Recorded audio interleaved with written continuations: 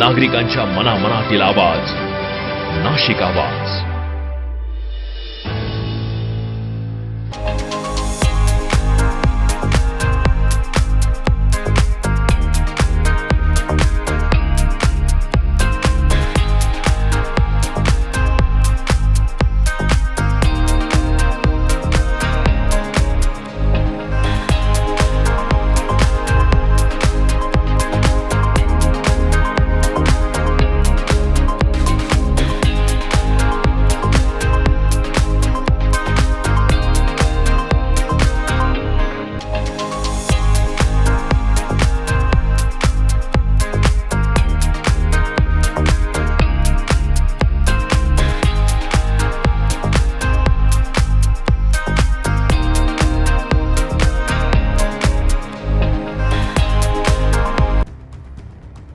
एप्रिलला शहरात घडलेल्या घटनेच्या पार्श्वभूमीवरती कर्तव्यदक्ष नाशिक शहर पोलीस आमदारांच्या पत्रकार परिषदेनंतर अलर्ट मोडवर आली असून शहरातील निर्दोष ज्यांच्या त्या घटनेशी काही एक संबंध नसतानाही त्यांची धरपकड करत आहे।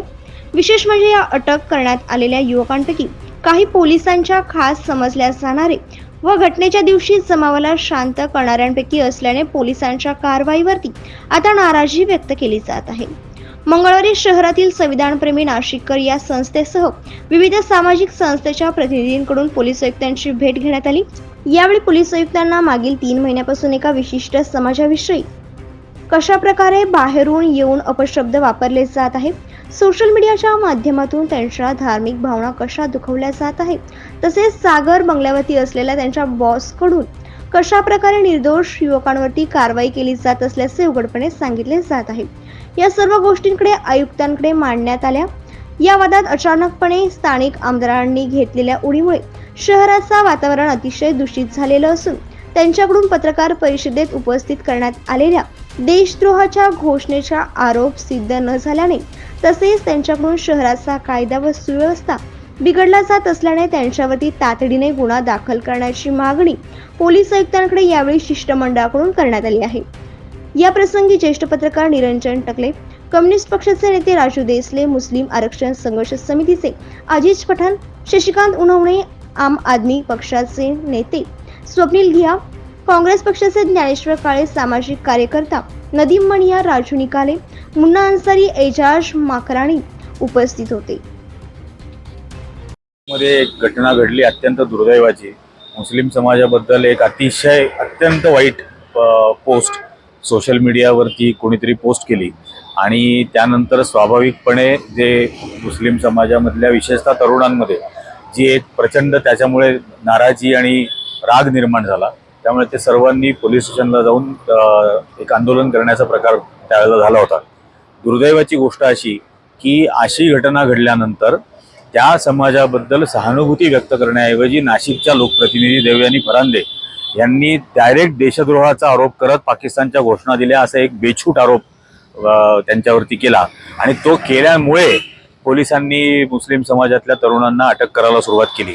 म्हणून आज आम्ही सर्वजण पोलीस कमिशनर कर्णिक यांना भेटायला आलो होतो की मुळामध्ये फरांदे सारख्या लोकप्रतिनिधींनी असं वक्तव्य करणं हे त्यांच्या संविधानिक कर्तव्याचा भंग आहे।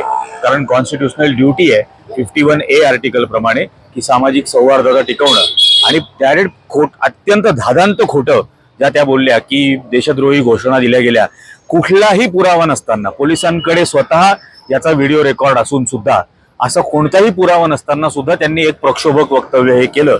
तर खरं तर माझं म्हणणं आहे की त्यांच्यावरच प्रक्षोभक वक्तव्य केल्याचा गुन्हा दाखल व्हायला हवा आणि तसंच आम्ही इथं पोलीस कमिशनरांना भेटून सांगितलंय येणाऱ्या काळामध्ये सुद्धा जर अशा घटना घडल्या, कारण या प्रकारे उत्तेजित करण्याच्या घटना या खूप आधीपासून होत आहेत। सुरेश चव्हाणके सुदर्शन चॅनलचा संपादक याच्या नाशिकमधल्या भाषणं, राणेंची नाशिकमधली भाषणं सातत्याने मुस्लिम समुदायाला उत्तेजित करण्याचा प्रयत्न केला गेला आणि त्याचा काहीसा परिपाक अतिशय सौम्य त्याचा परिणाम हा यावेळच्या घटनेमध्ये दिसला। येणाऱ्या काळामध्ये या लोकांतर्फे अशाच पद्धतीने वातावरण खराब करण्याचा प्रयत्न होईल तर तो होऊ नये आणि असा प्रयत्न करणाऱ्यांवर पोलिसांनी कारवाई करावी ही प्रमुख मागणी या आजच्या प्रसंगी होती। त्या पद्धतीचं आम्ही त्यांना आज निवेदनही दिलं। मागील 3 तारखेला उपनगर पोलीस स्टेशनच्या हद्दीत जो प्रकार घडला तो अतिशय निंदनीय आहे. खऱ्या अर्थाने मोहम्मद पैगंबराचा अपमान झाला ही गोष्ट सुद्धा निंदनीय आहे आणि त्याच्या प्रतिक्रियात्मक जे काही प्रकार घडला तो सुद्धा निंदनीय आहे.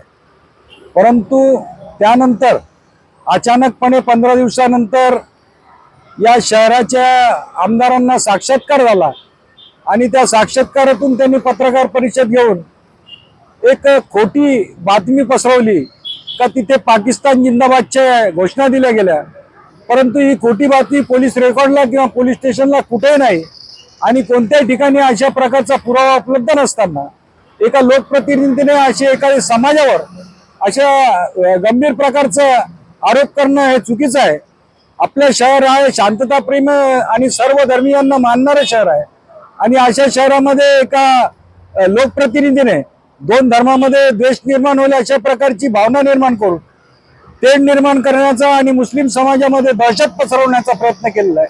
त्याचा सुद्धा आम्ही निषेध करतो आणि त्यासाठीच आज आम्ही माननीय पोलीस आयुक्तांची भेट घेतली आणि त्यांनी मागील 3 महिन्यापासून जो प्रकार घडत आहे त्याबाबत त्यांना कल्पना दिली आणि खऱ्या अर्थाने मुस्लिम समाजातील तरुणांमध्ये मागील 3 महिन्यापासून घडणाऱ्या सर्व घटनांचा एक जो द्वेष राग होता तो राग कुठेतरी निघालेला असा हा प्रकार दिसतो असं पोलीस आयुक्तांच्या निदर्शनास आणून दिलं आणि आजपर्यंत जे कारवाया झाल्या त्या कारवायांना कुठेतरी आता ब्रेक लागावा यासाठी आमच्या बरोबर संविधान प्रेमी आणि राष्ट्रवादीचे काही राष्ट्रवादी शरद पवार कार्यकर्ते आणि त्याचबरोबर आम आदमी पक्षाचे कार्यकर्ते आरपीआयचे कार्यकर्ते उन्होंने साहेब त्याचबरोबर पत्रकार निरंजनजी टकले साहेब यांनी सुद्धा आयुक्तांच्या या सर्व गोष्टी निदर्शनास आणून दिल्या आणि ही कारवाई आता येथे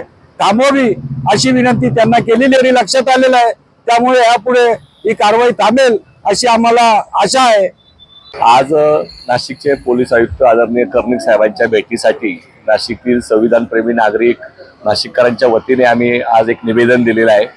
उपनगर परिसरामध्ये ज्या पद्धतीने घटना घडली आणि त्यानंतर अनेक तरुणांना जेलमध्ये टाकण्याचं काम सुरू आहे या घटनेचा आम्ही प्रथमतः निषेध व्यक्त केलेला आहे.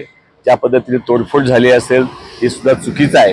परंतु त्यानंतर ज्या पद्धतीने ज्या कार्यकर्त्यांचा समावेश नसताना त्या ठिकाणी त्यांचे नावं टाकण्यात आलेले आहेत त्यांच्यावरती गुन्हे दाखल करण्यात आलेले आहेत या संदर्भात आम्ही आयुक्त साहेबांना लक्षात आणून दिलं की जे खरोखर दोषी नसतील यांच्यावरती कारवाई होता कामा नये. त्याचप्रमाणे नाशिक शहरामध्ये गेले 4 महिन्यापासून 6 महिन्यापासून अनेक राजकीय नेते ज्या पद्धतीने धार्मिक द्वेष पसरवणारं वक्तव्य करतायत अशा वक्तव्य करणाऱ्या राजकीय नेत्यांवरती कारवाई केली पाहिजे त्यांना समज दिली पाहिजे आणि नाशिकची शांतता अबाधित राहिली पाहिजे. यासाठी या पुढच्या काळात आम्ही सर्व प्रयत्न करणार आहोत. पोलीस प्रशासनाने सुद्धा साथ द्यावी आणि चुकीच्या पद्धतीने कारवाई तरुणांवरती करू नये असं आवाहन आम्ही त्यांना केलंय. त्यांनी आमचे सर्व मुद्दे समजून घेतलेत निवेदन स्वीकारलेलं आहे आणि नाशिकची शहराची शांतता अबाधित राखण्यासाठी आणि धार्मिक दृष्ट्या तेढ पसरण्यावरती कठोर कारवाई करू अशा प्रकारचं आश्वासित त्यांनी आम्हाला केलेलं आहे.